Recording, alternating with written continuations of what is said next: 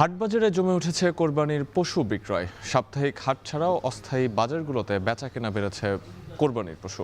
উত্তরের বাজারগুলোতে মাঝারি ধরনের পশুর চাহিদা বাড়তি। আরও খবর জানাতে রংপুর থেকে যুক্ত আছেন মোকাররম হোসাইন। মোকাররম, কোরবানির পশুর দাম কেমন দেখছেন এবং কি বলছেন ক্রেতা বিক্রেতারা, জানাবেন।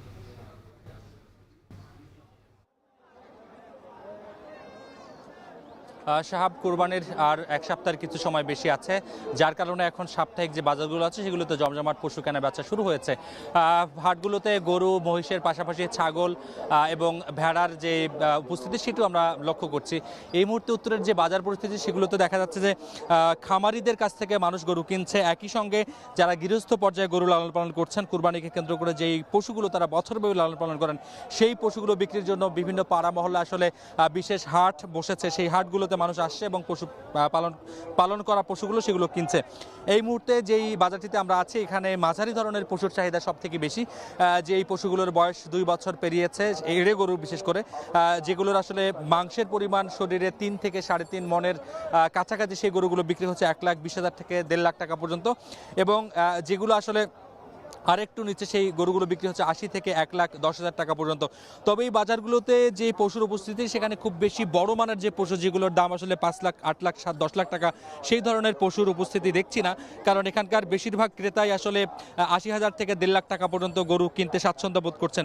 একই সঙ্গে বাজারে গৃহস্থর কাছ থেকে পশু কেনা বেচার ক্ষেত্রে যে পাইকার আছে তাদের উপস্থিতি আছে, সেই পাইকাররা কিন্তু এই বাজার থেকে গৃহস্থদের গরু কিনছেন। সেটি আসলে এর পরের 1টি, 2টি বা 3টি হাট পরিবর্তন করে তারা অন্য একটি হাটে বিক্রি করে সেখানে 5,000 টাকা বেশি লাভ করার চেষ্টা করছেন, যার ফলে গৃহস্থের গরু এই কোরবানি দাতার হাট পর্যন্ত আসতে এখনকার যে বাজার পরিস্থিতি তাতে আসলে এক হাট থেকে 2 হাট ঘুরে আসলে আরও 5 থেকে 10,000 টাকা বাড়তি গুনতে হতে পারে। এবং উত্তরের যে এখন বাজার পরিস্থিতি সেখানে প্রাণী সম্পদ অধিদপ্তর বলছে যে গত বছর এখানে 15 লাখ পশু কোরবানি হয়েছিল, এবারও সেই চাহিদা 15 লাখের কাছাকাছি। কিন্তু বিভাগের যে 8 জেলা, সেই 8 জেলায় প্রায় 20 লাখেরও বেশি কুরবানি উপযোগী পশু প্রস্তুত রয়েছে, যার ফলে এবার চাহিদা পূরণ করে 5 লাখেরও বেশি পশু উদ্বৃত্ত থাকবে বলে প্রাণী সম্পদ অধিদপ্তর বলছে। একই সঙ্গে কুরবানি করবার ক্ষেত্রে শুধুমাত্র গাভী কিংবা এড়ে গরু নয়, খাসি কিংবা ছাগল সেটিও কুরবানির একটা বড় সংখ্যায় কুরবানি হয়ে থাকে।